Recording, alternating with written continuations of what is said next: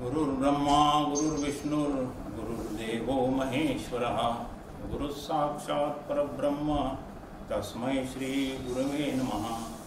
दक्षिणे लक्ष्मणो यस्य वामे तु जनकात्मजः पुरतो मारुतिर्यस्य तं वन्दे रघुनन्दनं मनोजवं मारुततुल्यवेगं जितेन्द्रियं बुद्धिमतां वरिष्ठं वातात्मजं वानरयूथमुख्यं श्रीरामदूतं शरणं प्रपद्ये। जयांचे केलिया स्मरण होय सकळ विद्यांचे अधिकरण तेच वंदू श्रीचरण श्री गुरूंचे कुंडलिक वरदा हरी विठ्ठल श्री ज्ञानदेव तुकाराम पंढरीनाथ महाराज की जय। जय जय रघुवीर समर्थ।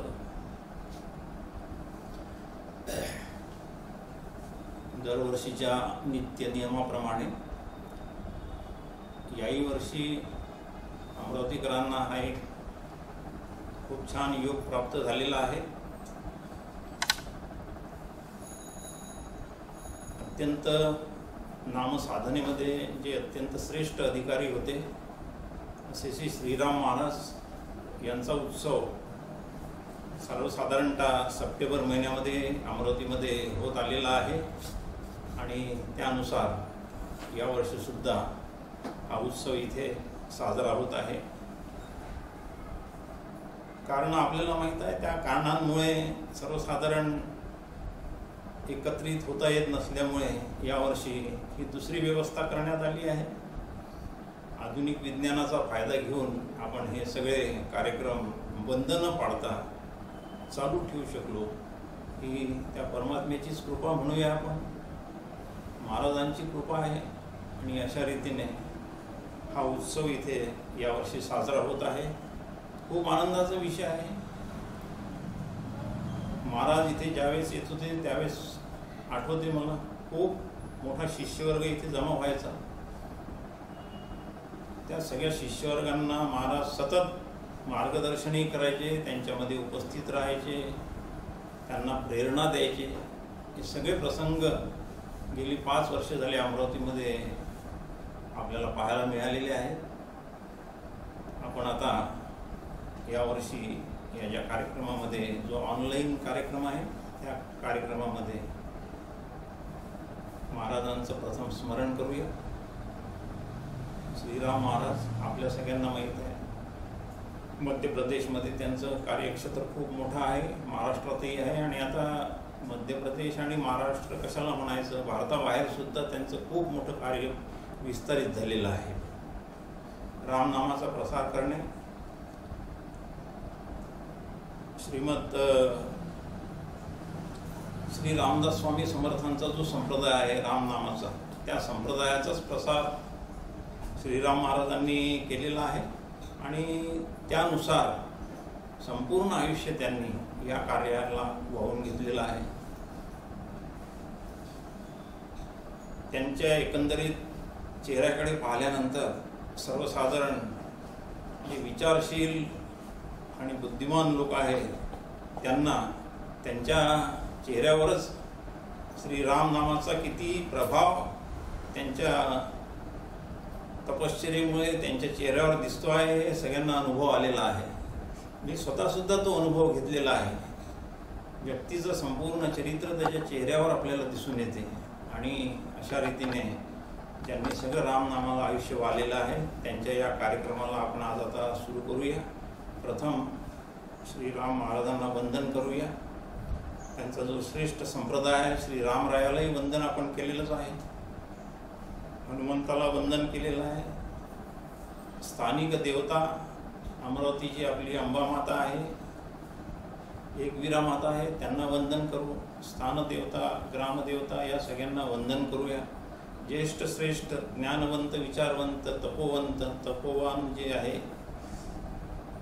ज्ञानवृद्ध वयोवृद्ध आणि तपोवृद्ध या सगळ्यांना वंदन करून आपण आपल्या चिंतनाला आता प्रारंभ करूया।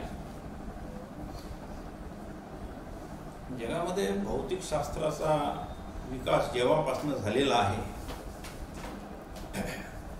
जेव्हापासून या भौतिक शास्त्राचा विकास झाला त्या विकासामुळे एकच गोष्ट काय म्हणतात त्याला जास्त आपल्याला अनुभवाला आलेली आहे. या भौतिकशास्त्राने या इहलोकावर आपल्या मानवी जीवन जे बहिरंग ज्याचं जे आहे, मानवी जीवनाचं जे बहिरंग आहे त्याचा इहलोकाच्या सुखाचाच पूर्ण विचार केलेला आहे. आधुनिक विज्ञान मानवी जीवनाच्या इहलोकाच्या सुखाचा विचार करतं, परंतु आपल्याला असं आढळून आलेलं आहे किंवा आढळून येते, प्रत्येकाचा तो अनुभव सुद्धा आहे की नुसतं इहलोकातील हे जे सुख, बाह्य सुख जे आहे ते सुद्धा आपल्याला पूर्ण समाधान देऊन जात नाही. जोपर्यंत आपलं अंतरंग जे आहे, आपला मनबुद्धी आणि चित्त अहंकार हे जोपर्यंत स्थिर आणि शांत होत नाही तोपर्यंत सुखाची अनुभूती जीवाला अजिबात होत नाही आहे.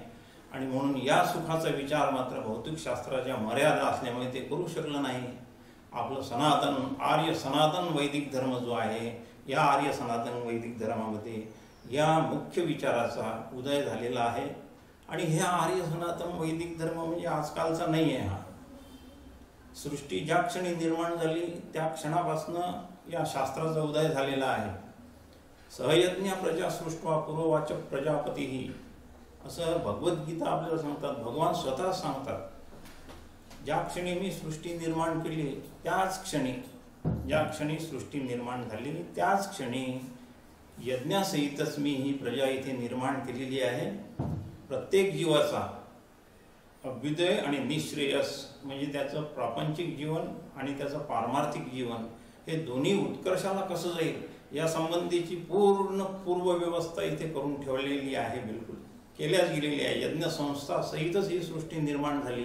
आणि त्यामुळे प्रत्येक मानवी जीवन या दोन्ही याच्यामध्ये, संसारिक क्षेत्रामध्ये, संसाराच्या प्रांतामध्ये आणि परमार्थाच्या प्रांतामध्ये परिपूर्ण कसं होईल हे आपल्या सनातन वैदिक धर्माने अगोदरच घालून दिलेलं आहे. अगोदरच त्याची तयारी करून ठेवलेली आहे.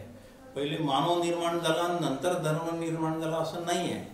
हा सनातन वैदिक धर्म, ज्याला आपण आर्य सनातन वैदिक धर्म म्हणतो, आर्यांची वस्ती विशेष करून सरस्वती नदी आणि यमुना नदी याच्यामधला जो प्रदेश आहे, आजचे जे आपण ज्याला दिल्ली म्हणतो, पूर्वी त्याला हस्तिनापूर म्हणायचे, त्या भागामध्ये जगातील अत्यंत विद्वान मानव समूह इथे निर्माण झालेला आहे. त्यांना आर्य असं म्हणतात. या आर्यांनी इथे या धर्माची स्थापना केलेली आहे. धर्म अगोदरच होता, त्याची संस्थापना केलेली आहे आणि तेव्हापासून हा आर्य सनातन वैदिक धर्म इथे सुरू झालेला आहे. या धर्माचाच विस्तार आणि प्रसार करण्याची आज्ञा परमात्म्याने त्या सृष्टी निर्मितीनंतर जे काही सर्ग निर्माण झाले, देवता सर्ग निर्माण झाले, त्यांनी तेच केलेलं आहे. साधू संत निर्माण झाले, त्यांनी सुद्धा तेच त्यांनी काय म्हणतात त्याला व्रत पुढे चालवलेलं आहे. बिलकुल आम्ही वैकुंठवासी आलो याची कारणासी, बोलिले जे ऋषी साच भावे वर्ताया, तुकाराम महाराज स्पष्ट सांगतात आहे आपल्याला. आम्ही वैकुंठवासी आलो याची कारणासी, आम्ही हेच एक कारण इथे घेऊन आलेलो आहे. याच एका हेतूने इथे आमचा जन्म झालेला आहे. बोलिले जे ऋषी साच भावे वर्ताया, ऋषींनी जो आपला वैदिक धर्म जो आहे आणि या वैदिक धर्मामध्ये जे शाश्वत सुखाची व्यवस्था करून ठेवलेली आहे, ती व्यवस्था प्रत्येक जीवापर्यंत पोचवावी, त्याला या क्षणभंगूर सुखातून बाहेर काढून शाश्वत सुखाच्या प्रांतामध्ये त्याची चांगली स्थापना करावी, याच हेतूने आम्ही हे कार्य सुरू केलेलं आहे. प्रत्यक्ष तुकाराम महाराज म्हणजे आता जेमतेम 400 वर्षापूर्वी ज्या संतांनी स्वतःच्या मुखाने त्यांचं काय अवताराचं कार्य आहे हे स्पष्ट करून दिलेलं आहे. असो, एवढी प्रस्तावनापुरे आपण आज आपल्या विषयाकडे वळूया. आपला हा जो आर्य सनातन वैदिक धर्म आहे, या धर्मानुसार तुमच्या ऐहिक जीवनाची सुद्धा जिथे व्यवस्था झालेली आहे, निःश्रेयस आणि अभ्युदय या दोन्ही गोष्टींची अत्यंत समतोल जिथे राखल्या गेलेला आहे आणि शाश्वत सुखाची जिथे व्यवस्था झालेली आहे, अशा या धर्माच्या आदेशानुसार भगवंतांनी इथे अवतार धारण केलेले आहे.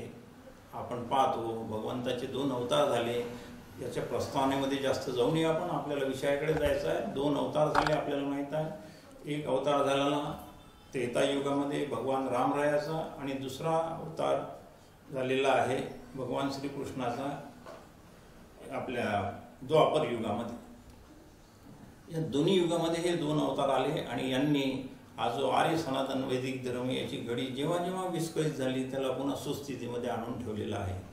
दोनच अवतार झाले आणि मग पुढे काय असा प्रश्न कदाचित कोणाला पडेल, परंतु त्याची व्यवस्था आपल्या या काय म्हणतात त्याला सनातन वैदिक धर्मामध्ये एक शब्द वापरतो इंग्रजी, इनबिल्ट व्यवस्था आहे त्याच्यामध्ये. ती इनबिल्ट व्यवस्था आहे. प्रत्येक वेळेस तो ईश्वर अवतार घेऊन येत नाही. हे अवतार सगळे ईश्वराचे आहेत. तो अवतार घेऊन येत नाही. हो, त्याला कुठे इतकं वेळ फुरसत आहे, बाकी व्यवस्था आहे त्याच्या मागे. म्हणून तो आपले प्रतिनिधी इथे सतत वारंवार पाठवत राहतो आणि आपण त्यांना संत आणि साधू म्हणतो. संत साधू हे जे आहेत ऋषीमुनी हे सगळे त्या अवतार कार्याला पुढे चालवत असतात. तेच अवतार कार्य चालवण्याचं ध्येय ज्यांनी आपल्या आयुष्यामध्ये स्वीकारलं असे श्रीराम महाराज एक आहेत. मला श्रीराम महाराजांचा उगम सांगायचा होता आजच्या क्षणाला. इथे आले कुठून? आम्ही वैकुंठवासी आलो याची कारणाशी हे ध्येय घेऊन आलेले आहे आणि त्या एका ध्येयाप्रत संपूर्ण आयुष्य त्यांनी प्रभू रामरायाच्या सेवेला अर्पण केलेलं आहे.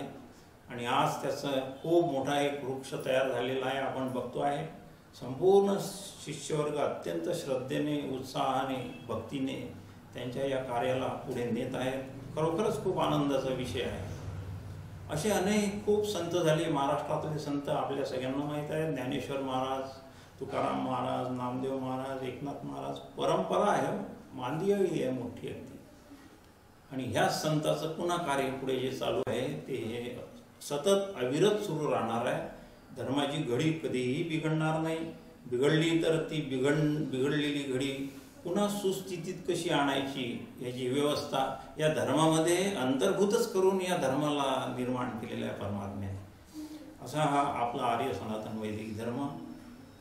याची शिकवण श्रीराम महाराजांनी केली. धर्माची शिकवण म्हटली म्हणजे त्यामध्ये अनेक प्रकारचे धर्माचं जे ध्येय आहे ते प्राप्त करण्याचे उपाय असतात. धर्माचं ध्येय काय आहे? धर्माचं ध्येय एकच आहे की जीवाला शाश्वत सुखाची प्राप्ती करून देणे, शाश्वत सुख जीवाला मिळावं. याला जर आपण थोडंसं वेदांत शास्त्राच्या परिभाषेत म्हटलं तर श्रीमद आद्य शंकराचार्यांनी आपल्या जन्माचं ध्येय सांगून ठेवलेलं आहे आपल्याला. बिलकुल त्यांनी एकच फार एका श्लोकाच्या चरणामध्ये सांगितलेलं आहे, ब्रह्मसत्यम जगन्नित्य जीवो ब्रह्मैव नापरहा. बस याचा साक्षात अनुभव करून घेणे हे तुमच्या आमच्या जीवनाचं ध्येय आहे. ब्रह्म सत्य आहे, जगन मिथ्या आहे आणि जीव हा ब्रह्मरूप आहे. ब्रह्माचं सत्यत्व, जगाचं मिथ्यत्व आणि जीवाचं ब्रह्मत्व, बस ह्या तीन गोष्टी धर्मामध्ये अंतर्भूत होतात. तेच कार्य श्रीराम महाराजांनी आयुष्यभर केलेलं आहे. बघा तुम्ही किती अनंत इतके जे शिष्यवर्ग जो झालेला आहे त्यांनी साधनेला लावलं. आणि हे जे कार्य जे आहे श्रीमद आद्य शंकराचार्यांनी जे ध्येय सांगितलेलं आहे ते ध्येय गाठण्याचे उपाय निरनिराळे आहेत. कुणाला चिंतन आवडते त्याला चिंतनाच्या मार्गाने, वेदाच्या मार्गाने जायला सांगितलेलं आहे. कुणाला योग आवडतो तो योग मार्गाने जावे.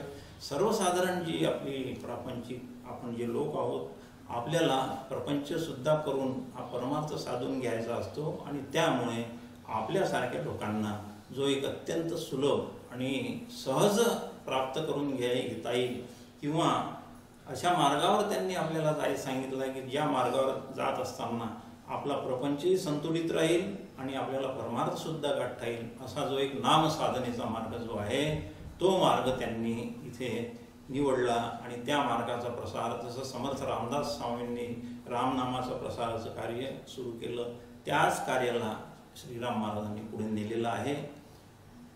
आणि त्या कार्यामध्ये सगळ्यात महत्त्वाचं आपल्याला लक्षात घ्यायचं आहे की ते गुरुपदावर आरूढ झालेले आहे. सगळ्यात महत्त्वाचं बघा, कार्य करत असताना दुसऱ्याला एखाद्याला जेव्हा काही सांगण्याचा प्रसंग येतो ते सांगण्याचा अधिकार प्राप्त करून घ्यावा लागतो. तो अधिकार असल्याशिवाय ते सांगणं त्याचा प्रभाव ठरत नाही. एक छोटीशी गोष्ट 2 मिनिटाची सांगतो म्हणजे लक्षात येईल आपल्याला. जर अधिकार नसेल तर कुणीही काही म्हटलं तर त्याचा प्रभाव पडत नाही. हा जो मुद्दा आहे हा एकदा असं झालं, श्री रामकृष्ण परमहंसाकडे एक बाई गेली छोट्या मुलाला घेऊन आणि तिने रामकृष्ण परमहंसांना विनंती केली की माझा मुलगा साखर खूप खातो, याची साखर सोडावं. ती बिचारी साधी फार प्रापंचिक बाई होती, तिला आपल्या मुलाची काळजी होती, खूप साखर खातो म्हणून. आणि म्हणून त्या मुलाबद्दल आईचं जे प्रेम आहे किंवा त्या मुलाबद्दलचं जे वात्सल्य आहे, त्या वात्सल्यापोटी तिला निश्चित वाटत होतं की साखर यांनी जास्त खात राहिला तर याला प्रकृतीला हे काही चांगलं राहणार नाही. आणि म्हणून ती गेली रामकृष्ण परमहंसाकडे. रामकृष्ण परमहंसांनी त्या मुलाकडे बघितलं, त्या बाईकडे बघितलं आणि एकच वाक्य बोलले की तू 8 दिवसांनी ये फक्त, बस. ती काही जास्त बोलली नाही. ती बाई उठली, तिथून घरी गेली. 8 दिवसांनी आली ती. आणि 8 दिवसांनी आल्यानंतर रामकृष्ण परमहंसाने त्या मुलाला जवळ बोललं, बेटा साखर खाणं काही फार चांगलं नाही आहे, तू साखर खात नको जाऊ, एवढंच सांगितलं फक्त, बस. आणि जा म्हणे बाई, आता हा साखर नाही खाणार म्हणे. त्या बाईलाही खूप आश्चर्य वाटलं की एवढेच जर 2 वाक्य बोलायची होती की बेटा तू साखर खाऊ नको, साखर तुझ्या तब्येतीला हानिकारक आहे, तर मग ह्या 8 दिवसापूर्वी श्री रामकृष्ण परमहंस सांगू शकले असते. म्हणून तिने थोडंसं एक काय म्हणतात त्याला हिम्मत बांधली आणि परमहंसांना ती बोलली की महाराज 8 दिवसापूर्वी तुम्ही हे वाक्य सांगू शकले असते. त्यावर जे उत्तर दिलं रामकृष्ण परमहंसाने ते फारच यथायोग्य आहे. ते म्हणाले, बाई तुम्ही म्हणता ते अगदी खरं आहे, मी याला नक्कीच सांगू शकलो असतो. हे वाक्य काही फार असं मोठं काही वेदातून किंवा मोठ्या संस्कृत ग्रंथातून आलेलं नाही की जे मला वाचवून त्याचं अध्ययन करून सांगावं लागलं. साधं वाक्य आहे की बेटा साखर खात जाऊ नकोस, या साखर खाण्याने तुझ्या तब्येतीला ते चांगलं नाही, तब्येतीची हानी होऊ शकते. मग म्हणे का नाही सांगितलं, तर म्हणे याचं कारण असं आहे की मला स्वतःलाच खूप साखर आवडत होती आणि मी पण खूप साखर खात होतो. आणि जेव्हा मी साखर खात होतो तेव्हा मला अधिकारच नव्हता या पोराला हे म्हणण्याचा की तू साखर खाऊ नको म्हणून.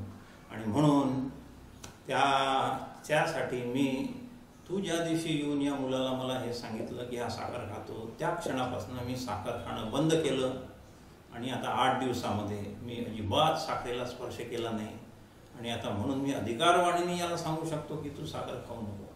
तशी अधिकारवाणी प्राप्त करून घ्यावी लागते. आणि खरोखरच त्या मुलाची साखर सुटली. मुद्दा लक्षात घेऊया आपण की श्रीराम महाराज आज गुरुपदावर आरूढ आहे आणि या गुरुपदासंबंधी आपल्याला थोडंसं आज बघायचं आहे. तो जो अधिकार त्यांना जो प्राप्त झालेला आहे तो त्यांच्या गुरुकडून, ते त्यांचं आराध्य श्रीराम जे आहे त्यांच्याकडून त्यांना प्राप्त झालेला आहे. आणि म्हणून आज आपला जो विषय आहे तो फार सोपा आहे.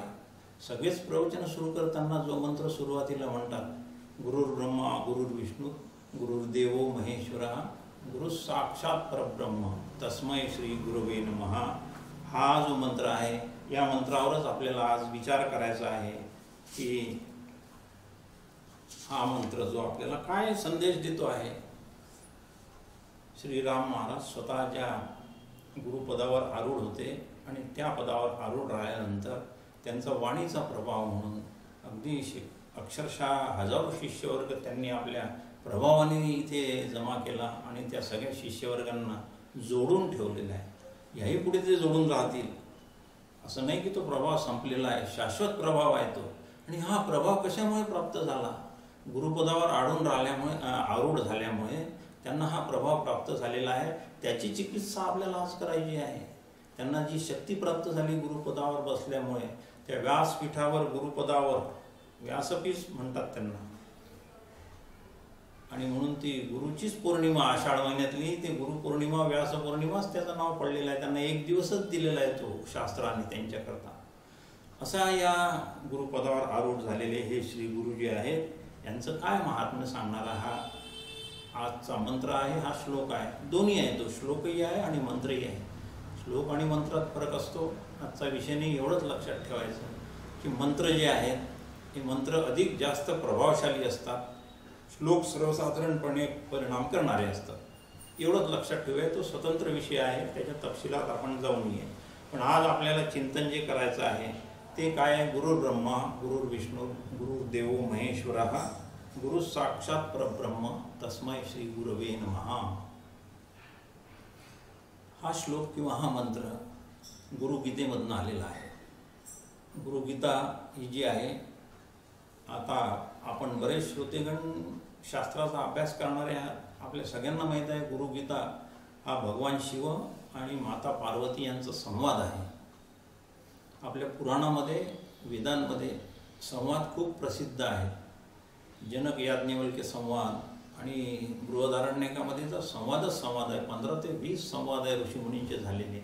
या सगळ्या संवादाच्या माध्यमातून या गुरुतत्वानी, या मानव जातीलाच म्हणूया आपण, गुरुतत्वानी शिष्याला, हे तर बरोबरच राहील म्हणणं, पण शिष्य म्हणजे काय, समस्त मानवजात हा शिष्यवर्ग म्हणून आहे असे समजूया. आणि या गुरुतत्वाने समस्त मानव जातीला ज्ञान प्रदान करण्याचं कार्य जे केलेलं आहे ते या एका गुरु शिष्य परंपरेतून आलेलं आहे. ही परंपरा जी निर्माण झाली, या फार मोठ्या 2 परंपरा निर्माण झालेल्या आहेत. एक परंपरा भगवान शिवापासून आलेली आहे आणि दुसरी परंपरा भगवान विष्णूपासून आलेली आहे. त्या अगोदर याची ही जी या मंत्राची पार्श्वभूमी आपण बघत होतो की हा मंत्र गुरुगीतेतून आलेला आहे. गुरुगीता ही भगवान शिवानी पार्वतीला सांगितलेली आहे.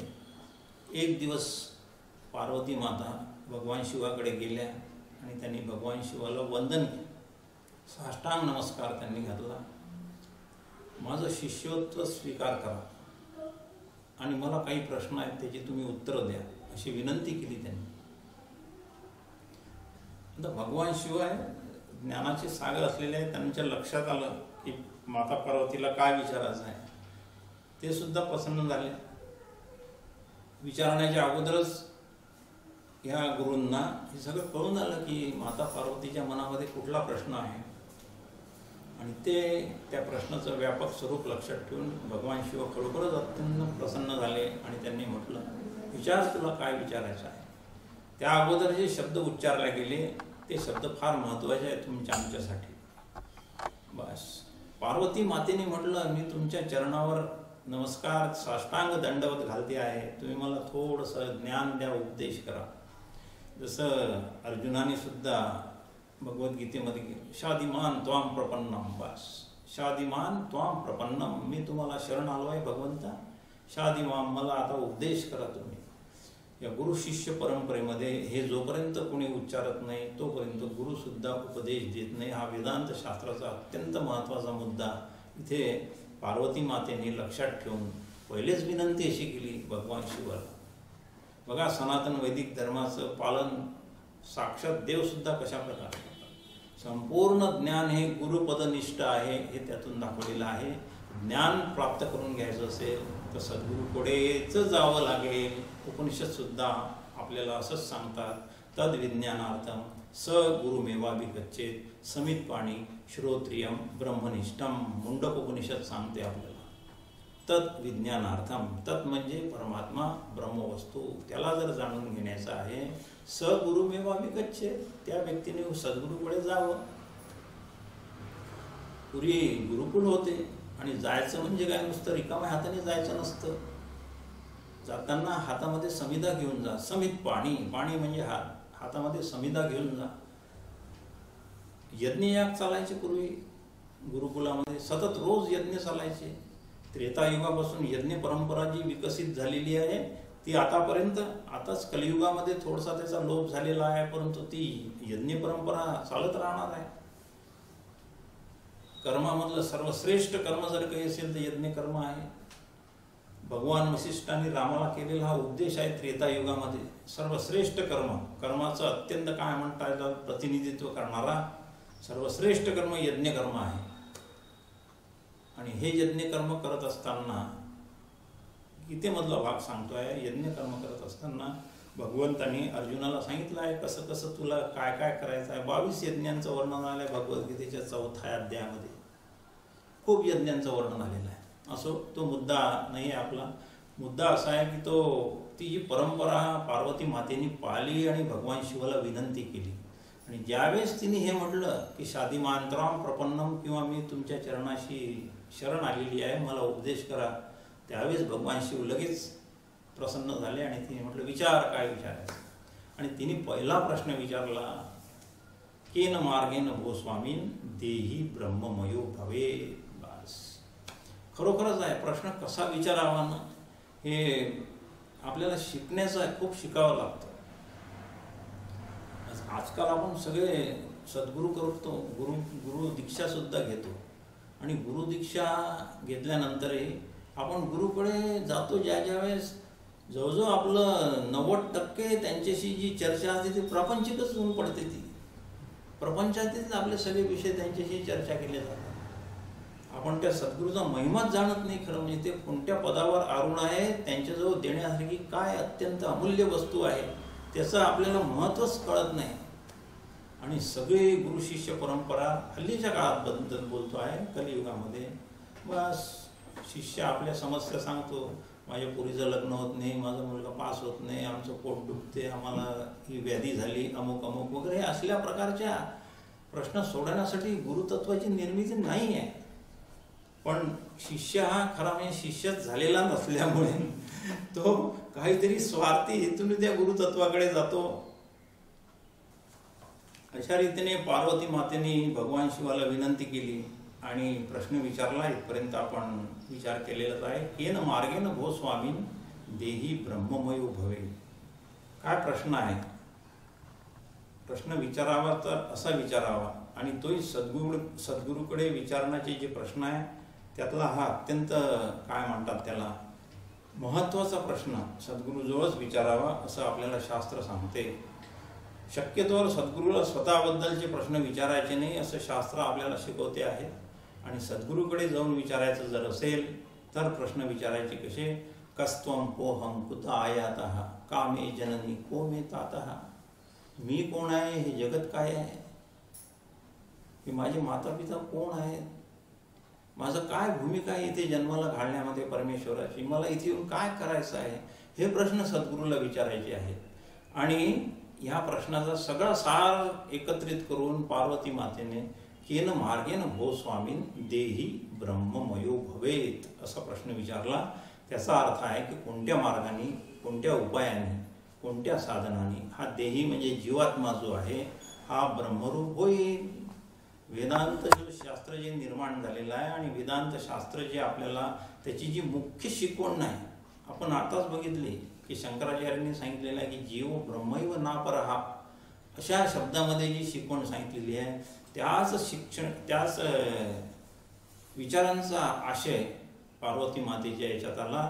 भगवान शंकराला खूप आनंद झाला आणि पार्वती मातेला ते म्हणाले, हे देवी तुम्ही सर्वसाधारण जनतेच्या हिताचा प्रश्न विचारलेला आहे आणि आम्ही सगळे जे देवदेवता जो आहोत आमचं एकच कार्य भगवंताने निवडून दिलेलं आहे की सर्व भूत हिते रतः. तुम्ही सगळ्या भूतांच्या हितामध्ये रत व्हा किंवा भूतांचा उद्धार ज्यामध्ये होईल ते कार्य तुम्ही करा.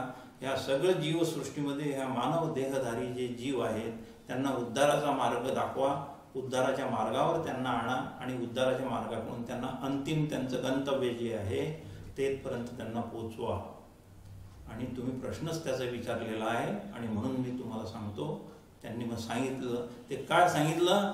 गुरुर् ब्रह्मा गुरुर्विष्णू गुरुर्देव महेश्वरः गुरु साक्षात परब्रह्म तस्मै श्री गुरवे नमः.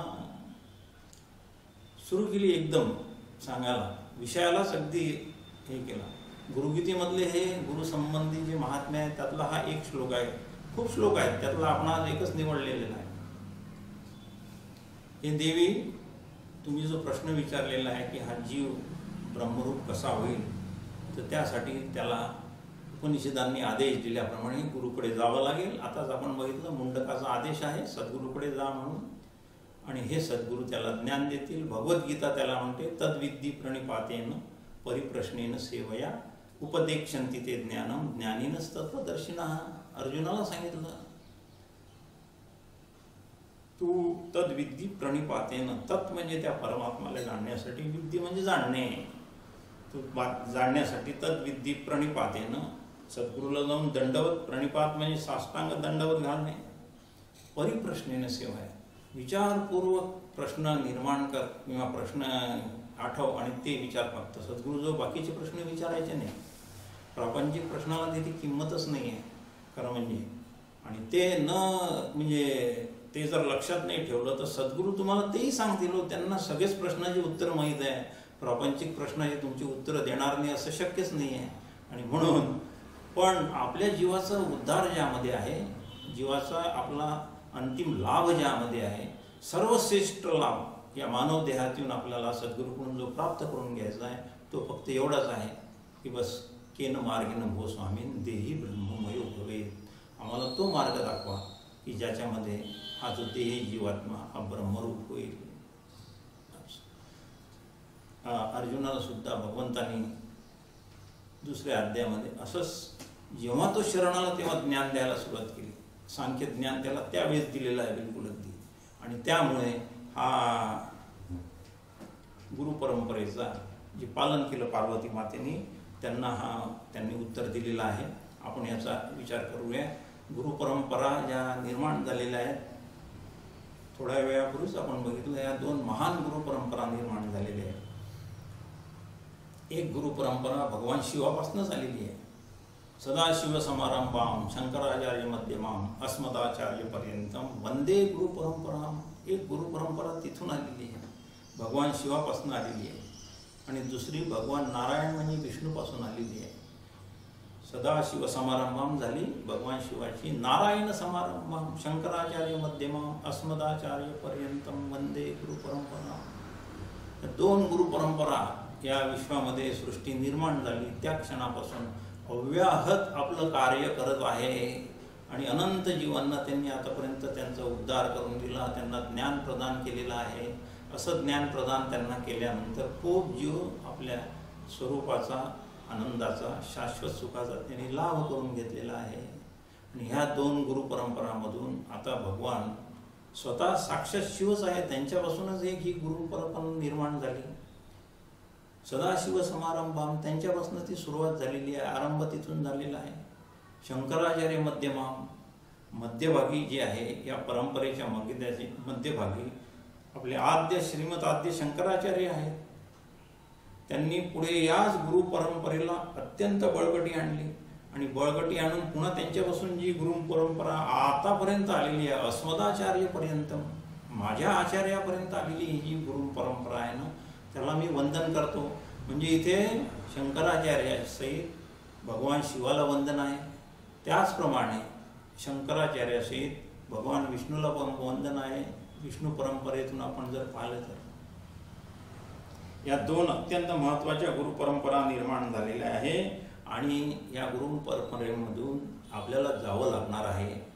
आपल्याला जे अंतिम ज्ञान प्राप्त करून घ्यायचं आहे ज्याला शास्त्राने आत्मज्ञान म्हटलं. या ज्ञानाशिवाय श्रेष्ठ ज्ञान या जगात कोणतंच नाही. आत्मज्ञान प्राप्त करून घेण्यासाठी ब्रह्मविद्या शिकावी लागते.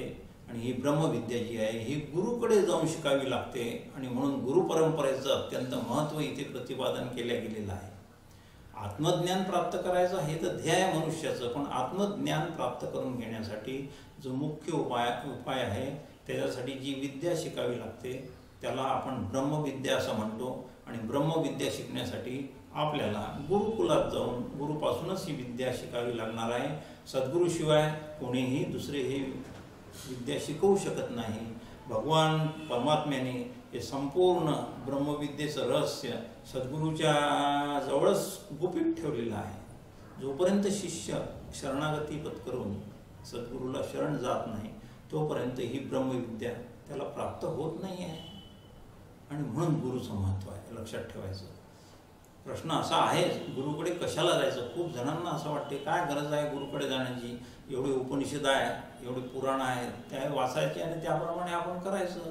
काही हरकत नाही, काही हरकत नाही. आपापल्या बुद्धिबलाने जो कोणी करेल ना पण त्याला अंतिम ज्ञान प्राप्त होणार नाही.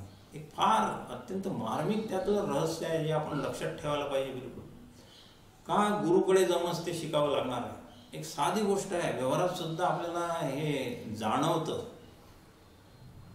मला कोणाच्या तरी घरी जायचं आहे, त्यांनी मला पत्ता सुद्धा सांगितला की माझ्या घरचा पत्ता या अमुक अमुक कॉलनीमध्ये 3ऱ्या नंबरच्या लाईनमध्ये 4थ्या नंबरच्या लाईनमध्ये माझं घर आहे. तिथे तुम्ही विचारा, माझं घर मिळून जाईल. बघा मी जातोय तिथे त्या लाईनमध्ये, त्या घरासमोरून मी 3-4दा जातो, पण मला ते घर हे आहे हे माहीत नाही राहत. म्हणून काय करावं लागतं, तिथे कोणाला तरी शेजाऱ्याला विचारलं का हो अमुक अमुक रामराव शामराव कुठे राहतात. मग ते सांगतात पहा ते 3रं-4थं घर आहे. बस इथेच गुरु केला आपण त्याला. म्हणजे शेवटी मी त्या घरासमोरून 4-5 फेऱ्या मारून सुद्धा मला ते घर त्यांचं आहे हे माहीत नाही. मग मला काय करावं लागलं की ज्याला ते घर माहीत आहे त्याला विचारावं लागलं. म्हणजे आपल्याला काय लक्षात आलं इथे? एकच लक्षात आलं की ज्या व्यक्तीला आपल्याला जे घर शोधायचं आहे, ज्या व्यक्तीने प्रत्यक्ष ते घर पाहिलं आहे, त्याच्याशिवाय दुसरं कोणीही ते घर सांगू शकत नाही आपल्याला. इतरांनी सांगितलंच नसतं, ते म्हणाले असते व इथे विचारा कोणाला तरी. मग आता हाच दृष्टांत आपण परमार्थामध्ये लावून घेऊ. ज्या व्यक्तीने प्रत्यक्ष परमात्मा पाहिलेला आहे, ज्या व्यक्तीने त्या परमात्म्याचा साक्षात्कार करून घेतलेला आहे, त्या व्यक्तीजवळ जाऊनच आपल्याला विचारावं लागणार आहे की तो परमात्मा कुठे आहे, मला दाखवा, मला सांगा. आणि म्हणून ज्या व्यक्तीने परमात्मा पाहिलेला आहे, ज्या व्यक्तीने त्याचा साक्षात्कार करून घेतलेला आहे, त्यालाच आपण सद्गुरू म्हणतो. आणि म्हणून परमात्म्याची ओळख करून घेण्यासाठी आपल्याला सद्गुरूला शरण घेण्याशिवाय अन्य मार्ग नाही. नान्य पंथा विद्यते नाही, तमेव विदित्वाति मृत्युमेति नान्य पंथा विद्यते नाही. एतद् विदुरमृतास्ते भवन्ति अथेतरे दुःखमेवाप्यन्ति. श्रुती उपनिषद हे सांगत आलेले आहेत. दुसरा मार्ग नाही आहे. तमेव विदित्वाति, त्यालाच जाणून घ्या, तरच हे सगळं आपलं दुःख दूर होईल. आणि त्याला जाणून घेण्यासाठी सद्गुरूला शरण जा, हा सगळ्यात महत्त्वाचा इथे आहे. आणि म्हणून पार्वती मातेने पहिल्यांदाच ही प्रक्रियाच पूर्ण करून घेतली की जोपर्यंत मी भगवान शिवाला शिष्यभावाने शरण जात नाही तोपर्यंत मला खरा उपदेश मिळेल की नाही हे सांगता येत नाही. आणि म्हणून ती शरण गेली. आणि मग भगवान यांनी सांगितलं गुरु ब्रह्मा गुरु विष्णू. आपण आता गुरु शब्दासंबंधी विचार करूया. आताच एक दृष्टांत बघितला त्याप्रमाणे जर आपल्याला आपल्या मित्राचा पत्ता माहीत नसेल आणि आपण जर त्याच्या घरासमोरून कितीही चक्रा मारल्या तरी आपल्याला त्याचा जसं घर सापडत नाही, त्याप्रमाणे हे परमात्मा तत्व, हे ब्रह्मतत्व ह्या विश्वामध्ये ओतप्रोत भरलेलं असून सुद्धा जोपर्यंत आपल्याला हे तत्व असं असं आहे, या तत्वाची ओळख अशी अशी आहे असं सांगणारा कोणी भेटत नाही, तोपर्यंत या तत्वाच्या सान्निध्यात राहून सुद्धा आपल्याला हे तत्व कसं आहे हे अजिबात कळून येणार नाही. आणि हे असं सांगणारा यालाच आपण सद्गुरू असं म्हणत असतो. आता सद्गुरूचं जे नेमकं स्वरूप आहे ते आपण आता बघितलं की सद्गुरू आपल्याला काय करून देतात, त्या तत्वाची ओळख करून देतात. ते तत्व या विश्वामध्ये ओतप्रोत भरलेलंच आहे, ते कुठेही गेलेलं नाही. ते इतकं ओतप्रोत भरलेलं आहे की त्याला जायलाच जागा नाही आणि सगळीकडे समभावाने ते विद्यमान आहे. आणि म्हणून ते जात नाही कुठे, कुठेही येत नाही, ते सगळीकडेच आहे. तद्दुरे तद्वंतिके तदंतरस्य सर्वस्य तदु सर्वसास्य बाह्यतः. उपनिषद सांगते त्या तत्वाबद्दल. असं हे गुरुतत्व जे आहे, हे गुरुतत्व ओतप्रोत भरलेलं असताना फक्त या तत्वाचा साक्षात अनुभव ज्यांनी घेतला त्यांच्याचकडे आपल्याला जावं लागणार आहे आणि या तत्वाची ओळख करून घ्यावी लागणार आहे. आता गुरु हा शब्द जो तयार झालेला आहे त्या शब्दाची व्युत्पत्ती आणि गुरुतत्वाची आवश्यकता काय आहे हे जसं आपण आता दृष्टांतांनी बघितलं, त्याही मध्ये आणखी एक मुद्दा उपनिषदाचा इथे आपल्या समोर येतो आहे, प्रगट होतो आहे. गुरुतत्व आपल्याला ब्रह्मवस्तूचा अनुभव आणून देतात असं बोललं जातं, पण वास्तविकता तशी नाही आहे. गुरुतत्वाचा अनुभव आणून देण्यासाठी सद्गुरू ब्रह्मवस्तू काही कुठून बाहेरून आपल्याला उपलब्ध करून देत नाही, ती आपल्यामध्येच उपलब्ध आहे.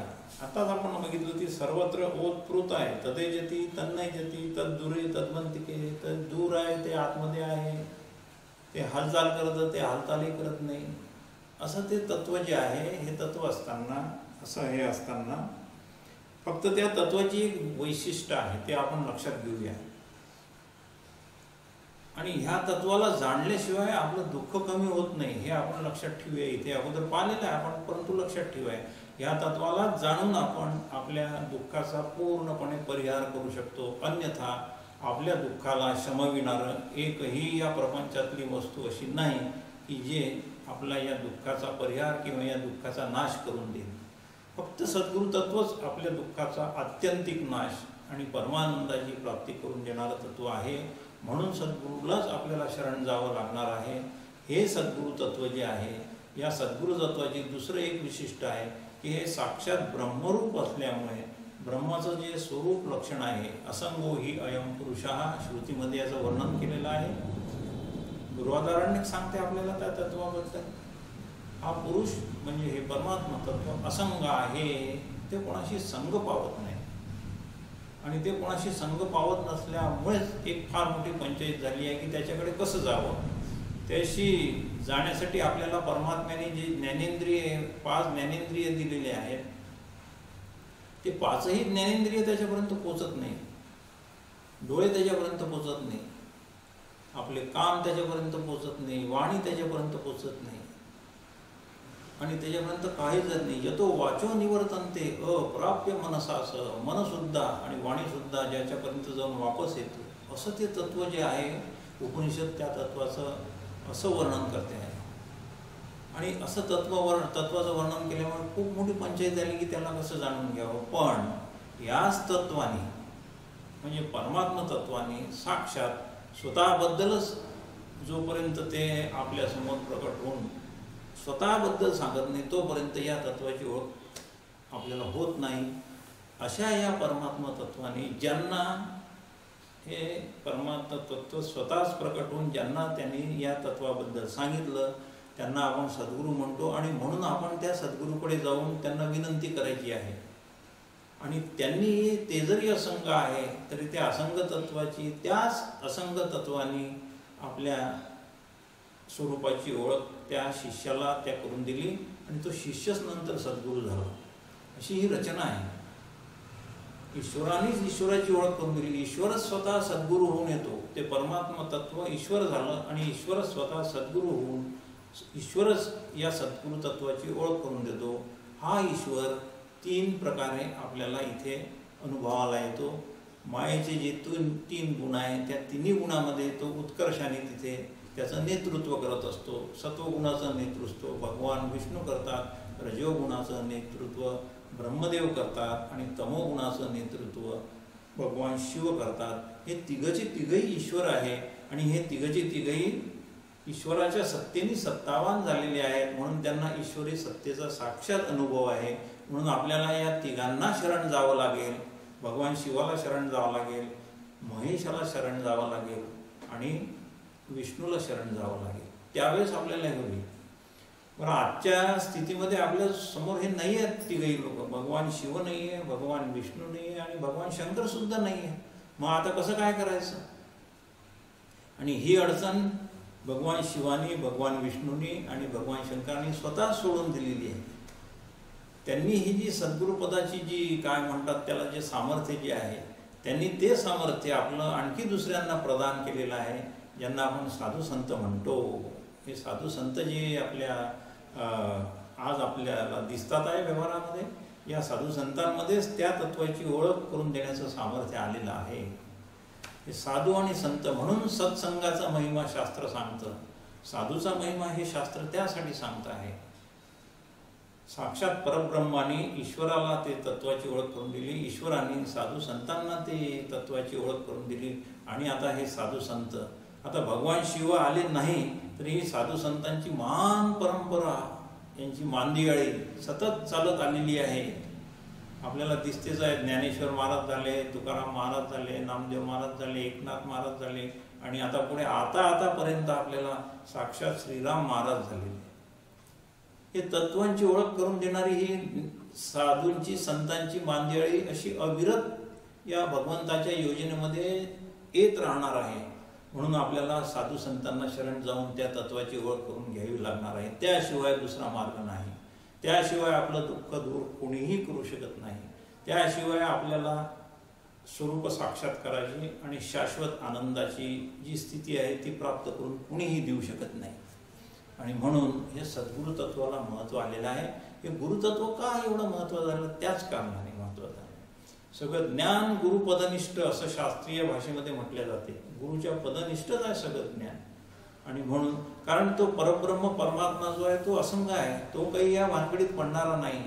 आणि म्हणून त्यांनी काय केलं, परमात्म्यांनी मायेला आपलं अधिष्ठान प्रदान केलं, मायेचं तो अधिष्ठान झाला. मायेमध्ये आपली सत्ता आणि चैतन्य हे दोन मायेमध्ये दिले, मायेला दिले त्यांनी. आणि मायेने हे दोन्ही गुणांचा वापर केला, सत्तेचा वापर केला आणि स्फूर्तीचा वापर केला. आणि मायेने हे संपूर्ण ब्रह्मांड तयार केलेला, रचना केलेली आहे. आणि या मायेच्या प्रत्येक गुणामध्ये तो परमात्मा उत्कर्षाने प्रकट झालेला आहे. मायेच्या सत्वगुणात जो प्रकट झाला, आपण त्याला सत्वगुणाचा म्हणजे सत्वगुणात प्रकट झाला त्याला ईश्वर म्हणतो, तो भगवान विष्णू आहे.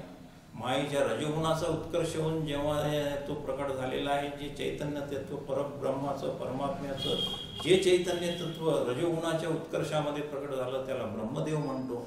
आणि ह्याच मायेच्या तमोगुणाच्या उत्कर्षामध्ये, तमोगुणाच्या प्रधानतेमध्ये जे प्रकट झालेलं चैतन्य तत्व आहे परमात्म्याचं, परब्रह्माचं, त्याला आपण भगवान शिव म्हणतो. आणि हे भगवान शिवाची आणि नारायणाची परंपरा आपण आताच बघितलं, गुरुतत्वांची परंपरा तिथून सुरू झालेली आहे. ब्रह्मदेव थोडंसं वेगळं कार्य असल्यामुळे ते बाजूला राहिले आणि त्यांनी निर्मितीचं कार्य अखंड चालू असल्यामुळे या भगवान शिवानी आणि नारायणाने ही गुरुतत्वांची परंपरा सांभाळण्याचं कार्य आपल्याकडे घेतलेलं आहे. अशा रीतीने ही गुरु परंपरा आपल्या श्रीराम महाराजापर्यंत आलेली आहे. त्यांच्यामध्ये या तिन्ही तत्वाचा समावेश आहे. श्रीराम महाराजामध्ये तिन्ही तत्वाचा समावेश आहे. त्याच ईश्वरी परंपरेमध्ये त्यांचे पुढे 2 अवतार झाले. हे ईश्वराचे अवतार आहे. राम ईश्वराचा अवतार आहे, भगवान श्रीकृष्ण ईश्वराचे अवतार आहे. आणि ह्या अवतारांनी पुढे साधू संतांची मांदियाळी पाठवली. आणि जी एक फार मोठी उणीव इथे राहिली असती की मानव जातीला कोणीही उपदेश करणारा जर नसेल तर मानवजात भरकटली असती. अगोदरच भरकटलेली आहे, उपदेश करूनही तर हा पुष्कळसा भरकटलेला आहे, स्वैर झालेला आहे. आणि ते जर नसतं तर फारच कठीण प्रसंग झाले असते. या जीवाचा उद्धार कोणी करून घेतला असता? त्या अर्थाने पार्वती मातेने प्रश्न विचारला. आणि जेव्हा सर्वसाधारण सर्व जीवाच्या हिताचा, जीवाच्या उद्धाराचा प्रश्न विचारला जातो त्यावेळेस हे गुरुतत्व अत्यंत प्रसन्न होते. आणि म्हणून संपूर्ण गुरुगीता भगवान शिवानी पार्वती मातेला सांगितलेली आहे. हे गुरुतत्वाचा महिमा आहे. त्या महिमेतला हा जो श्लोक आहे, गुरुर् ब्रह्मा गुरुर् विष्णू, हा आहे. या श्लोकामध्ये 5 ठिकाणी गुरु शब्द आलेला आहे. आणि गुरु शब्दाचा आपण आणखी भगवान शिवानी काय अर्थ करून दिलेला आहे तो बघूया. आणि नंतर मग आपण गुरु ब्रह्म कसे होतात, गुरु विष्णू कसे होतात, गुरु शिव कसे होतात, आणि नंतर आपला या जीवाचा उद्धार कसे करून देतात ते हे आपण बघूया. भगवान शिव पार्वतीला सांगतात आहे, गुकारस्त्व अंधकारश्च ऋकारस्तेज उच्यते अज्ञान ग्रासकम ब्रह्म गुरुरेव न संशय. हे पार्वती माते, ते माते नाही म्हणणार तिला, ते पार्वती देवी म्हणतात तिला. आपल्यासाठी पार्वती माता आहे ती. भगवान शिव सांगतात आहे पार्वतीला, पार्वती देवी गुकारस्त्व अंधकारश्च. हा गुकार जो आहे गुरु शब्दातला गुकार जो आहे, गु शब्द जो पहिला जो आहे तो अंधकार आणि अज्ञानाचं म्हणजे हे दर्शवणार आहे. अज्ञान आणि अंधकार हे सांगणार आहे. आणि ऋकारच तेज उच्चते. ऋकार जो आहे तो प्रकाश आणि ज्ञान या शब्दाचं प्रतिनिधित्व करणार आहे, तो शब्दाचा अर्थ सांगणार आहे. म्हणजे गुकार अज्ञान आणि अंधकार आणि ऋकार तेज आणि प्रकाश असं हे सांगणार आहे. आणि अज्ञान ग्रासकम ब्रह्म हे दोन्ही जेव्हा एकत्र येऊन जातात, गुरुतत्व एकत्र येते, त्यावेळेस तिथे गुरुतत्व जे ब्रह्मतत्वच आहे साक्षात, ते काय करतं की हे प्रकाश आणि ज्ञान या अंधकार आणि अज्ञानाला ग्रास करून टाकतं, त्याला नष्ट करून टाकतं. आणि नष्ट केल्यानंतर जे शिल्लक राहतं गुरुरेव न संशया, तेच फक्त गुरुतत्व आहे. बिलकुल त्याला गुरु एव शब्द वापरला म्हणजे तेच, बाकी दुसरं कुठलंच नाही. गुरुरेव न संशया. अज्ञान आणि अंधकार जीवाच्या हृदयामधून ज्यावेळेस पूर्णपणे नष्ट होतो, तो नष्ट होण्यासाठी ऋकार म्हणजे तेज आणि प्रकाश ज्यावेळेस त्याच्या अंतःकरणामध्ये प्रकट होतात साधना केल्यामुळे आणि सद्गुरूची कृपा प्रसाद प्राप्त झाल्यामुळे, त्यावेळेस त्याच्या अंतःकरणातला अंधकार नष्ट होतो, अज्ञान नष्ट होऊन जातं, अविद्या निघून जाते, माया निघून जाते. आणि हे निघून जाण्यासाठी जे तत्व कारणीभूत होते ते गुरुरेव, तेच गुरु आहे. आणि हे गुरु मग साक्षात आपल्या स्वरूपाने म्हणजे ब्रह्म, त्यांचं स्वतःचं स्वरूप म्हणजेच ब्रह्मस्वरूप आहे, हे स्वरूपाने प्रकट होतात. त्या स्वरूपाने ते प्रकट होतात. दुसरा व्याख्या केलेली आहे, गुकारो प्रथमो वर्णो मायादी गुण भासकः ऋकारो द्वितीयो ब्रह्म माया भ्रांती विनाशनः.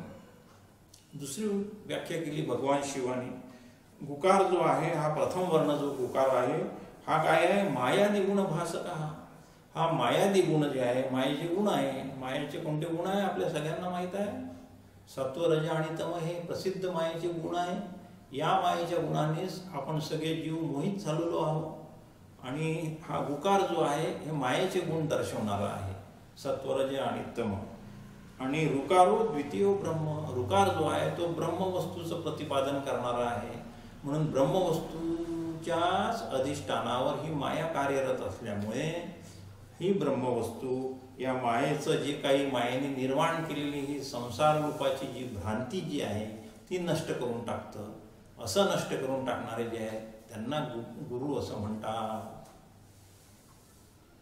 तिसरं आणखी व्याख्या फार सुंदर आहे. बिलकुल सद्गुरूचं काय देणं आहे आपल्याला. बिलकुल गुकारांच गुणातींच ऋकारम रूपवर्जितम गुणातीत स्वरूपंच यो दद्या स गुरु स्मृतः. गुकारांचे गुणातींच, हा गुकार जो आहे हा गुणातीत अर्थाचा आहे. ऋकार जो आहे तो रूपवर्जितम गुणातीत अर्थाचा आहे. म्हणजे तिथे निर्गुण स्वरूपाचा तो निर्देश करणारा आहे. गुकार निर्देश करतो निर्गुण स्वरूपाचा. ऋकार रूपवर्जितम, रूप शब्द आला म्हणजे तिथे नामच नाही आलेला आहे. रूप हे एकटं कधीच राहत नाही, ते नामाशीच निगडीत असते. म्हणून नाम आणि रूप हे दोन्ही एकत्रच असतात नेहमी. नाम असेल तर रूप असतं आणि रूप असेल तरच नाम असतं. म्हणून रूप शब्दाचा उल्लेख आल्यामुळे तिथे नाम आणि रूप आहे. नाम आणि रूप मायेचे गुणधर्म आहेत, मायेचेच गुणधर्म आहेत. म्हणून तिथे माया रूप वर्जितम. पहिल्या याच्यात सांगितलं गुकार जे आहे ते गुणातीत आहे, ते निर्गुण आहे. आणि ऋकारम रूपवर्जितम म्हणजे माया गुणवर्जितम म्हणजे त्रिगुण वर्जितम म्हणजे माया वर्जितम. मायाच तिथे नाही आहे त्याच्यामध्ये. आणि गुणातीत स्वरूपंच, असं गुणातीत असलेलं जे परब्रह्माचं स्वरूप आहे. यो दद्या, जे तत्व याला प्राप्त करून देतं. स गुरु स्मृत उच्यते स्मृतः, स गुरु स्मृतः, स गुरु स्मृतः.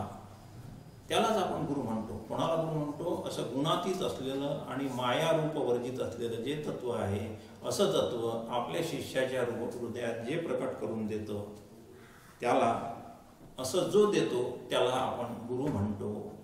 असं हे भगवान शिवानी तिला व्याख्या दिलेली आहे. आता गुरुर् ब्रह्मा, गुरुर्विष्णू, गुरुर्देव महेश्वरा, याचा थोडक्यात अर्थ बघू आपण. तिन्ही तिथे आणलेले आहेत एकत्र. आताच आपण बघितलं हे तिन्ही ईश्वर रूप आहे, हे साक्षात ईश्वरच आहे. मायेच्या माध्यमातून प्रकट झालेलं ते ब्रह्मतत्व आहे. बस एवढंच आहे की माया नावाची उपाधी लागल्यामुळे ते प्रकट झालेलं आहे. आणि ते स्वतः असंग असल्यामुळे त्याला प्रकट होण्यासाठी काहीतरी एक माध्यम लागेल. कारण ते स्वतःहून प्रकट होऊ शकत नाही, ते कशाशीच संग पावत नसल्यामुळे ते नाही होत प्रकट. आणि म्हणून हे जे प्रकट जे झालेलं आहे ते गुरु ब्रह्मा, गुरु विष्णू, गुरुदेव महेश्वरा. ब्रह्मा विष्णू महेश या मायेच्या गुणाच्या माध्यमातून ते प्रकट झालेलं आहे. गुरु ब्रह्मरूप आहे म्हणजे ब्रह्मदेव रूप आहे असा त्याचा अर्थ आहे. ब्रह्मदेवच आहे. ब्रह्मदेवाचं कार्य काय आहे?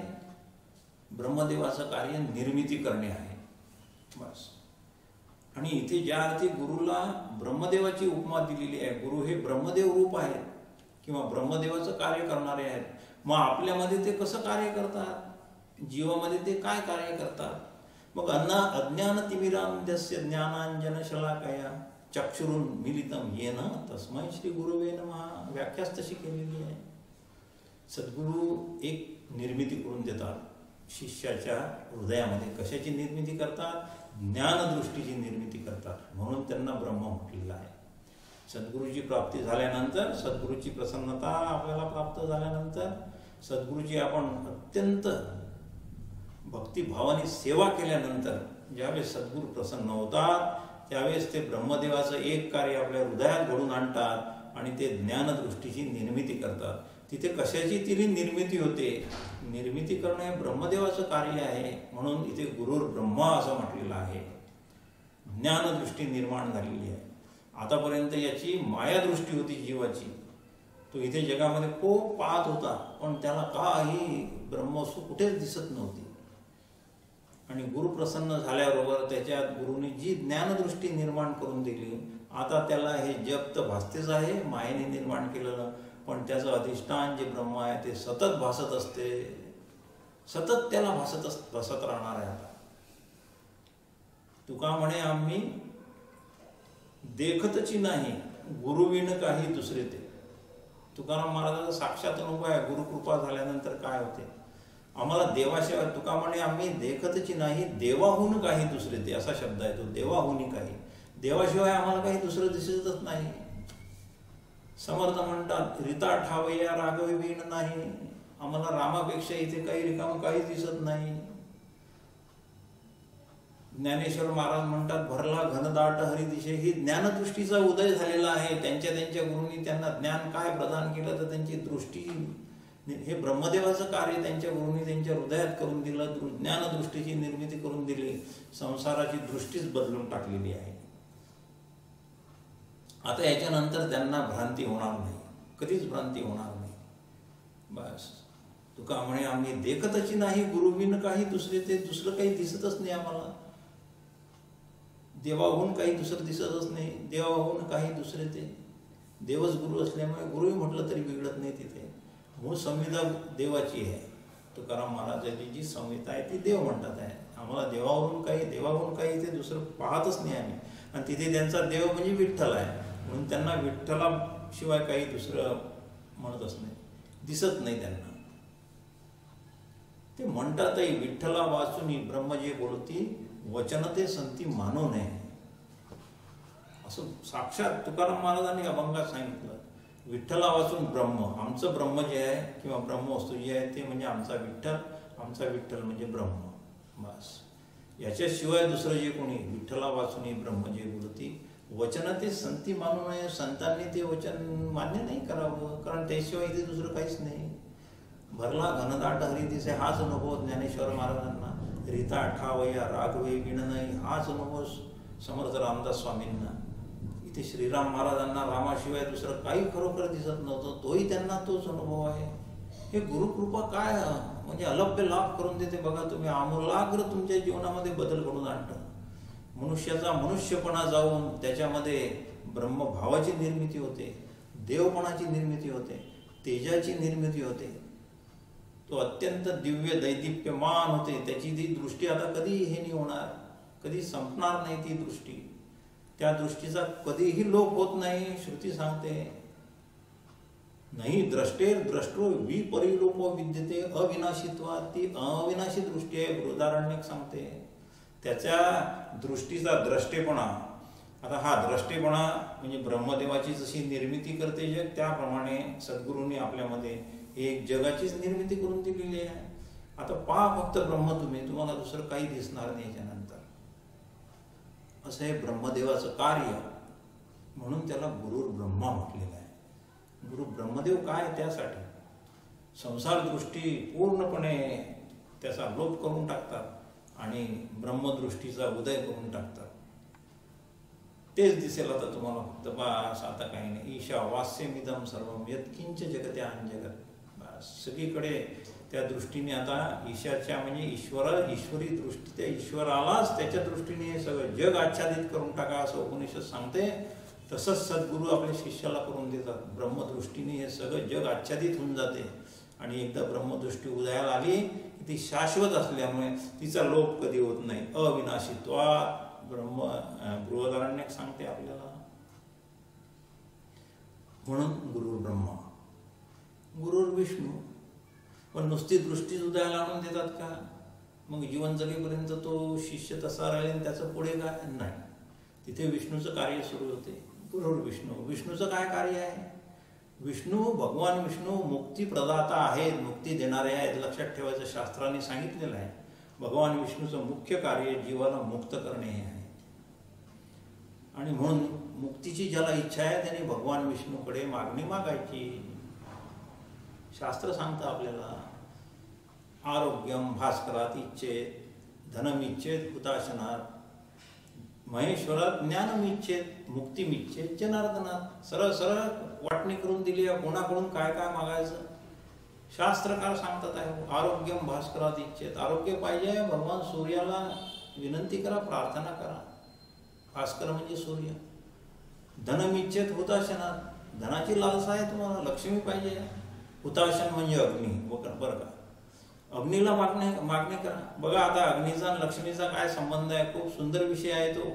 लक्ष्मी सुप्त येते इथं, परंतु आज आपला तो विषय नाही, आपण त्याकडे जाऊ नये. पण इतका मुद्दा लक्षात ठेवा की ज्याला धनाची इच्छा आहे ना त्याने अग्नीचं पूजक व्हावं, त्याला अग्नीला प्रार्थना करावी. तो अग्नी हा वहन करणारा आहे. वन्नी म्हणतात त्याला, वहन करतो म्हणून वन्नी म्हणतात. तो लक्ष्मीचं वहन करून आणू शकतो, दुसरं कोणी आणू शकत नाही. म्हणून धनमिच्छेत हुताशनात. काय शास्त्रकारांनी या सृष्टीमध्ये अवलोकन करून रचना करून ठेवलेली आहे. ज्ञानम महेश्वरात इच्छेत, ज्ञान प्राप्ती आहे. तुला शास्त्र शिकायचे, वेद शिकायचे आहे, शिवाला जा शरण तिथे, ते तुला ज्ञान प्राप्त करून देते. सगळं ज्ञान प्राप्त करून देते, परोक्ष अपरोक्ष दोन्ही करून देतात. दोन्ही ज्ञानाचे तिथे त्यांच्याजवळ काय म्हणतात त्याला, ज्ञान प्रदान करण्याचं सामर्थ्य आहे भगवान शिवामध्ये. ज्ञानम महेश्वरात इच्छेत आणि मुक्ती इच्छेत जनार्दनात. परत ज्ञान आल्यानंतर तू आता या ज्ञानावस्थेमध्ये असंच राहणार आहे का? नाही, तुला मुक्त व्हायचं ना. मग जनार्दन म्हणजे भगवान विष्णूला माग, आणि भगवान विष्णू तुला मुक्ती सुद्धा देतात. आणि म्हणून मुक्ती देतात म्हणून काय आहे, गुरुर विष्णू, विष्णूचं कार्य तिथे आपल्याला दिसून पडतं आहे. आपले सद्गुरू आपल्याला मुक्ती प्रदान करून देतात. आणि आपले सद्गुरू हे तिन्ही रूपाने आहेत. ते विष्णू आहेत, ते महेश आहेत, ते शिवसुद्धा आहेत. बिलकुल तिन्ही ईश्वरांचं सामर्थ्य एकवटलं आहे आपल्या सद्गुरूमध्ये. विष्णूचं कार्य त्यांनीच केलं, ब्रह्माचंही कार्य त्यांनीच करून दिलं, ज्ञानदृष्टीचा उदय करून दिला, मुक्तीची त्यांनी व्यवस्था करून ठेवलेली आहे. आणि पुढे जे आहेत ते काय, तिसरे गुरुदेवा, गुरु ब्रह्मा, गुरु विष्णू, गुरुदेव महेश्वर. महेश्वर म्हणजे भगवान शिव. ज्ञान देण्याचं कार्य त्यांनी केलेलंच आहे. आणि दुसरंही व्यावहारिक दृष्टीने जर पागितलं असतं तर ते संहार करते आहेत, ते संहार करतात.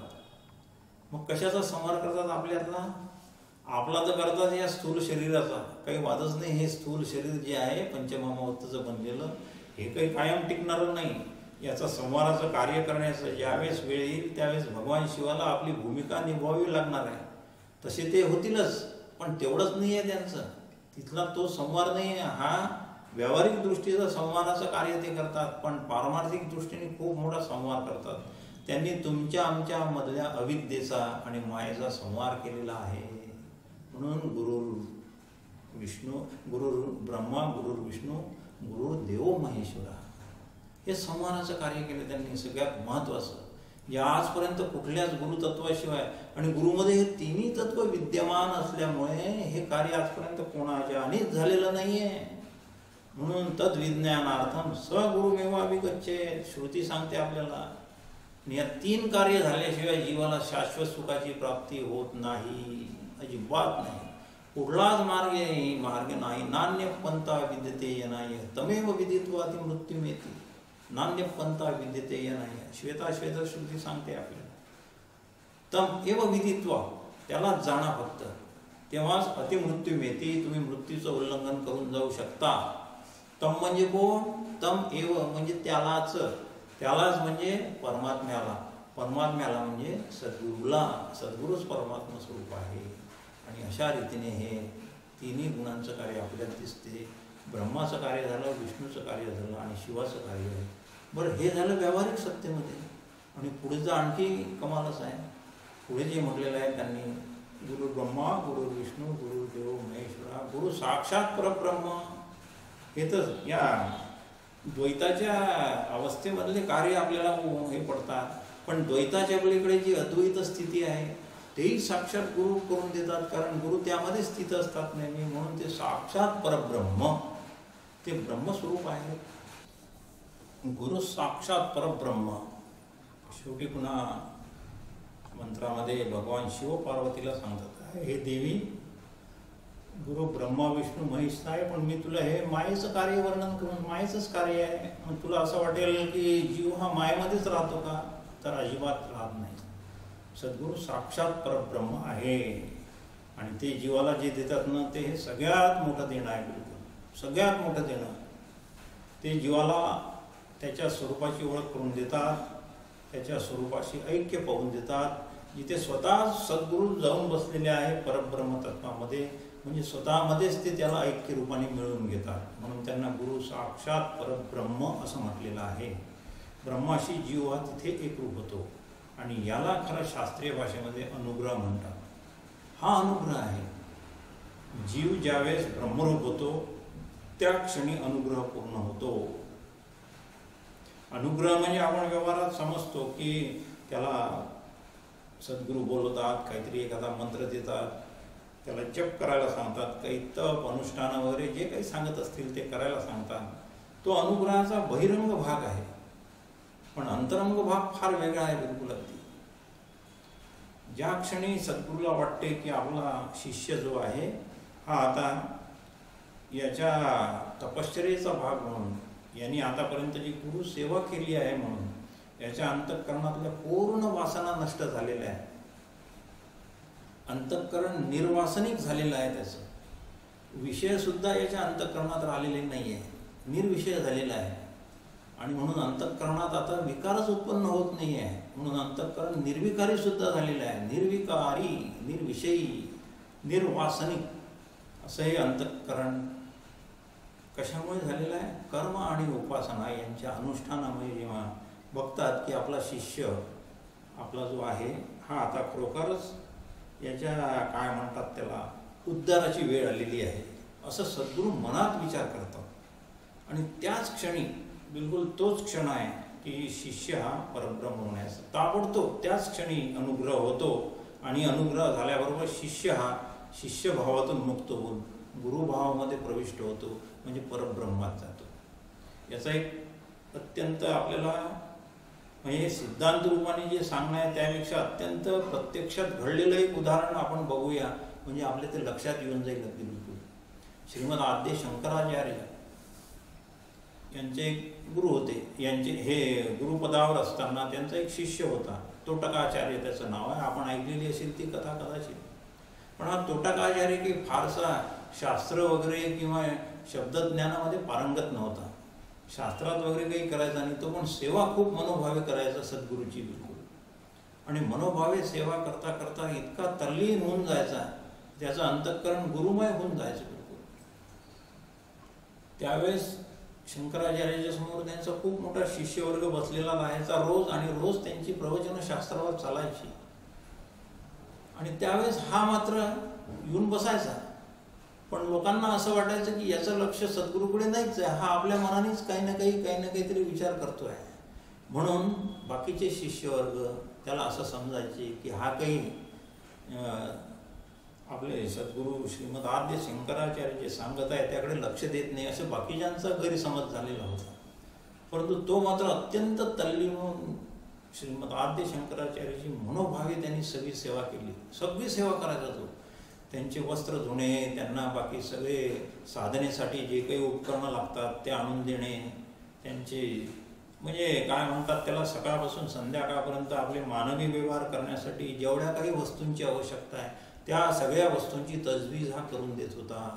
आणि बाकीचे शिष्य मात्र शास्त्राच्या चर्चा करायच्या, म्हणून त्यांना वाटायचं की हा काही याला काही शास्त्र समजत नाही. आणि म्हणून एक दिवशी असं झालं की हा शंकराचार्यांच्या ते वस्त्र धुवायला नदीवर गेला आणि तिथे त्याला थोडा काही कारणामुळे वेळ लागला.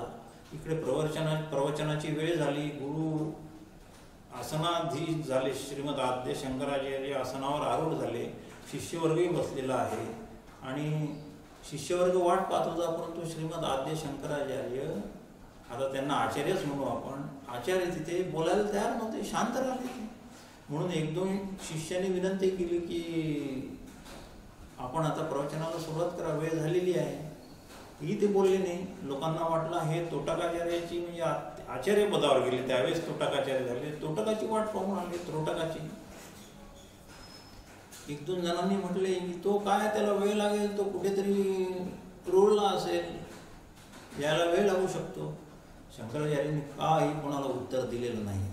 तो बिचारा श्रीमद आद्य शंकराचार्यांची लंगोटी धुवत होता. आणि त्याच क्षणी शंकराचार्यांना मनात वाटलं की नाही, आता हा अनुग्रहासाठी योग्य झालेला आहे याचं अंतःकरण. असा सद्गुरूंनी विचार करणे आणि त्याच क्षणी त्याच्या हृदयात ज्ञानाचा प्रकाश पडणे हे युगपत घडणाऱ्या गोष्टी आहेत. आणि ते तसं बरोबर झालं. कारण आचार्य गुरुपदावर आरूढ होते, ते परब्रह्माशी एकरूप झाले होते. आचार्यांनी विचार करण्याचा म्हणजेच परब्रह्मानेच असा विचार केलेला आहे. आणि बरोबर त्याच क्षणी तोटकाचार्यांच्या अंतःकरणात ज्ञानाचा प्रकाश पडला. एवढा आनंद झाला त्यांना, ते सगळे वस्त्र धुतले आणि येता येता जो श्लोक आचार्य घेणार होते प्रवचनासाठी तो स्वतः म्हणतच ते आले. तेव्हा इतर शिष्यांना तोटकाचार्यांचा हा अधिकार कळून आला. आपल्याला मुद्दा असा बघायचा आहे की गुरु साक्षात परब्रह्म.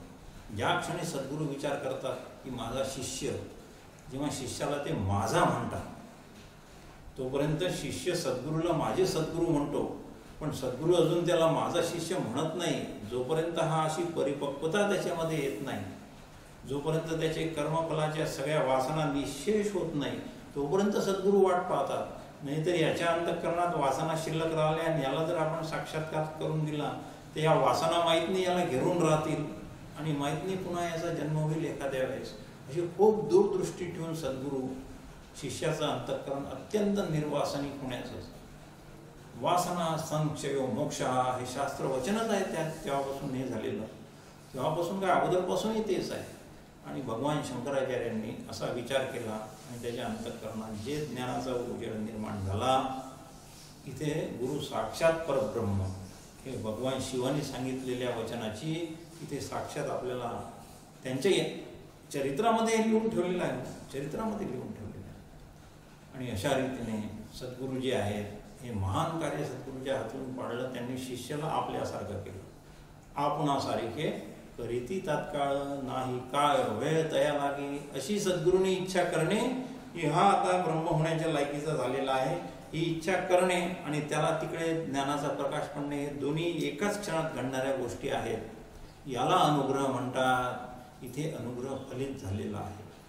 तोपर्यंत साधनेचा काळ आहे सगळा, असं भगवान शिव पार्वती मातेला समजून सांगत आहे.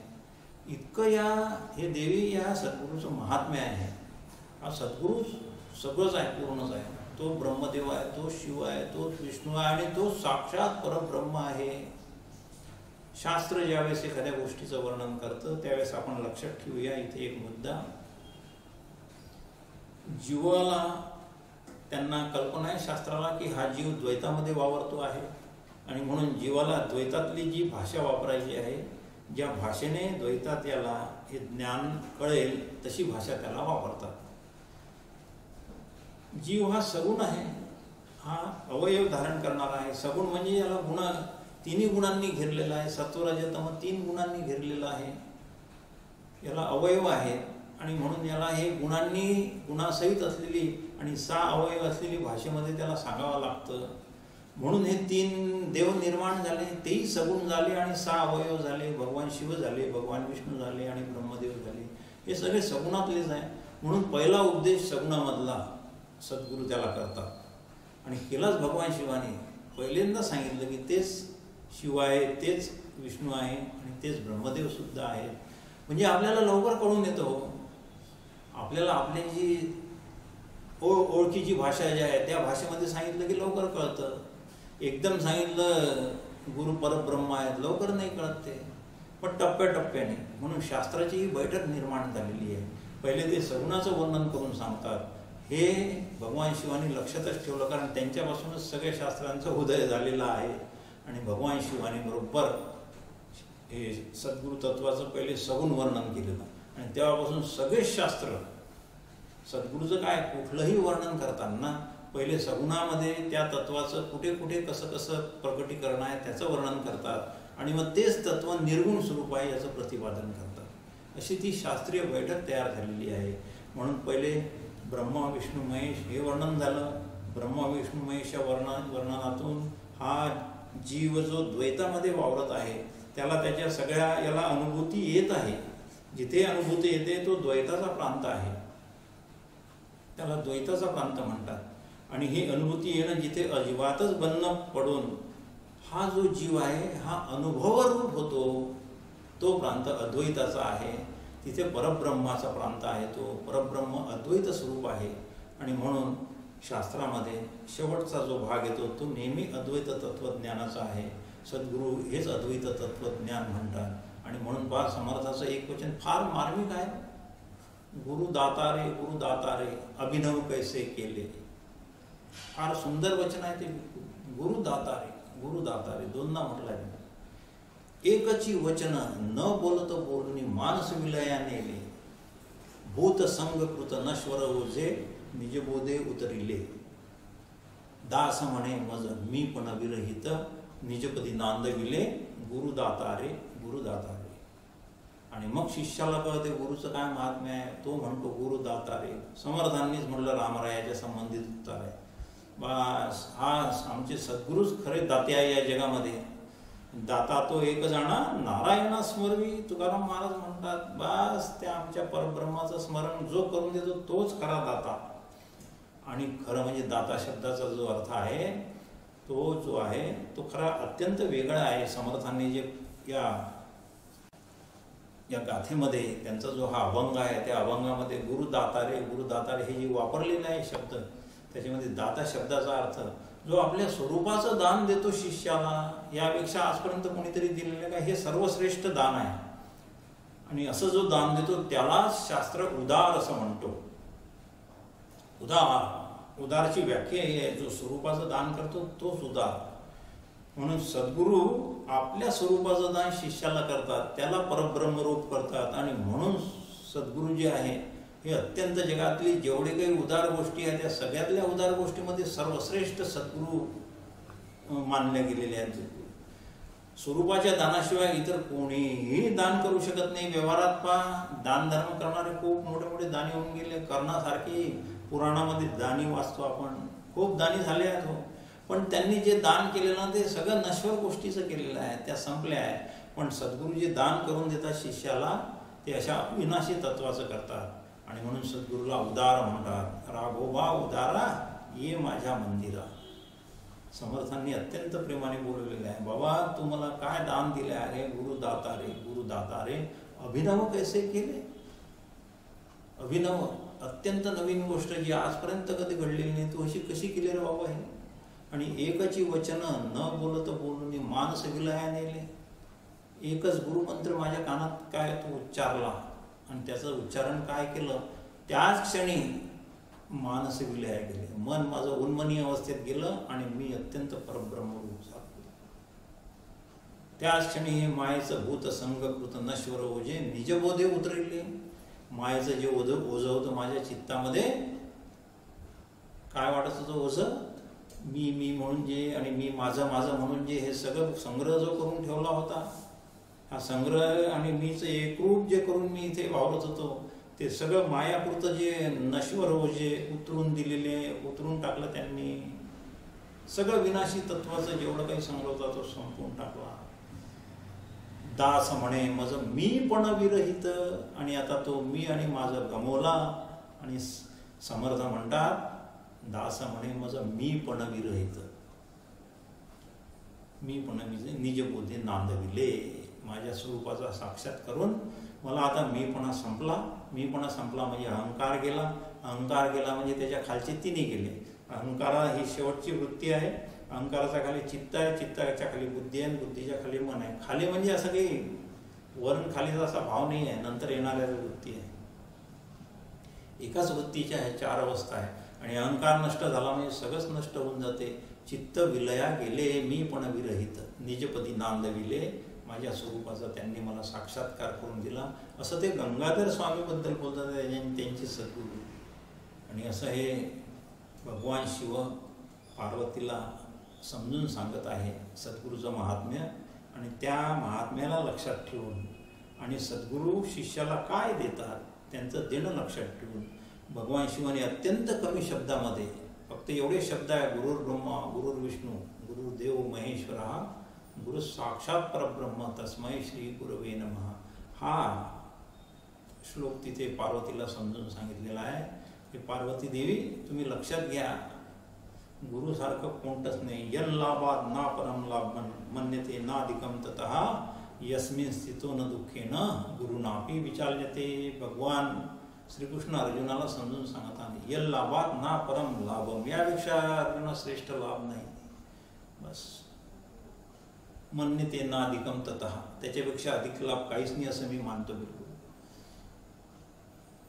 आणि कितीही दुःखाचे डोंगर तुझ्यावर कोसळले, गुरुणाभूमी मोठे मोठे पर्वताचे दुःखाचे कोसळले तर तुझं चित्त आता विचलित होणार नाही. म्हणजे नादिगम तथा यस्मिन चित्तो न दुःखेनं, तू जेव्हा या लाभामध्ये स्थित होशील तेव्हा दुःखाचे डोंगर जरी तुझ्या समोर दुःखेनं गुरुनाम अपी, गुरु म्हणजे मोठे मोठे पर्वत सगळ्यात मोठं दुःखाचे डोंगर जरी आले तरी त्यापासून तू आता विचलित होणार. यस्मिन स्थितो न दुःखेनं गुरुनापी विचाल्यते, विचलित होणार नाही तू. असा हा आत्मसाक्षात्काराचा लाभ सद्गुरू करून देतात. आणि यापुढे आता कुठलाच लाभ नाही, काही घडणं नाही, काही होणं नाही. हा शिष्य आता सद्गुरूच झालेला आहे, सद्गुरू शिष्यरूप झाले, शिष्य सद्गुरूप झाला आणि दोघेही एक रूप होऊन आता परब्रह्मरूप झाले. इथे आता सगळं संपलेलं आहे. वाणी तिथे जाणार नाही, तिथे कुठलेच आपले इंद्रिय जाऊन ते काय आता सांगू शकणार नाही. ते अत्यंत स्वसंवेद्य आणि त्याचा अनुभव स्वतः घ्यायचा आहे, तो शब्दांनी बोलता येणार नाही. असं हे गुरुतत्व आहे, असं भगवान शिव पार्वतीला समजून सांगत आहे. आज आपल्या या उत्सवाप्रसंगी आपण भगवान शिवाला विनंती करू की तुम्ही या तत्वाचा जो उपदेश माता पार्वतीला केलेला आहे तोच उपदेश आम्हाला आमच्या गुरुकडून प्राप्त हो आणि आमचे सद्गुरूसुद्धा आम्हाला तोच लाभ करून देऊ, ज्या लाभामध्ये सद्गुरू शिष्याला सद्गुरूरूप करून सोडतात आणि ब्रह्मरूप करून सोडतात.